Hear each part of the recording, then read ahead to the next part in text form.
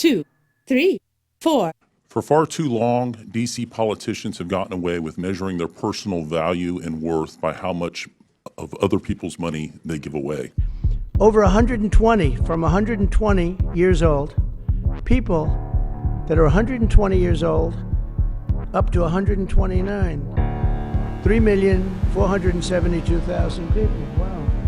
You know, that can't possibly be, because the record is fraud and abuse is, but also the extent at which D.C. politicians and too many obstinate bureaucrats have coordinated to create what is essentially the largest money laundering scheme in history.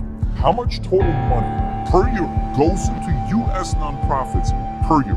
Total revenue per year money that comes in. What do you think that number is? That number is roughly $2.68 trillion as of 2020, which means 54% goes to health insurance, 21% social security, 13% defense, 13% is interest on debt, 8% benefits for veterans and federal retirees, 7% economic security program, 5% is education, and the rest falls under transportation, natural resources, agriculture, science, medical, law enforcement, international, and all other. Over the last 20 years, fiscal years, it has had an estimated $2.7 trillion in what? Improper payment. $2.7 trillion in improper payments?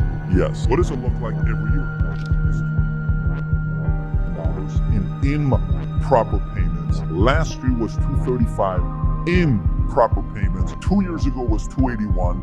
Record-breaking years, back to back to back in improper payments.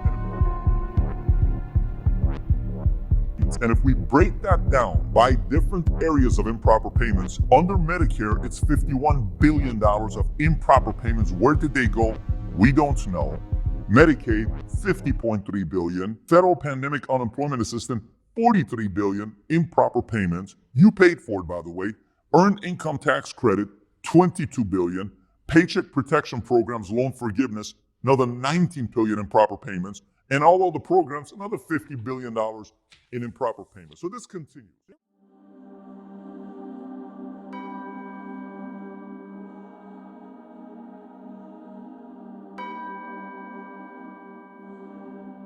Claims in Medicare and Medicaid. He was convicted in 2019 for paying and receiving kickbacks and bribes, making him one of the largest healthcare frauds in U.S. history. Another $900 million chemotherapy fraud in 2013. Another $450 million kickback and price-fixing settlement in 2024. Another $68 million Medicaid home care fraud in 2024. This was a Brooklyn-based adult daycare business defrauded New Yorkers.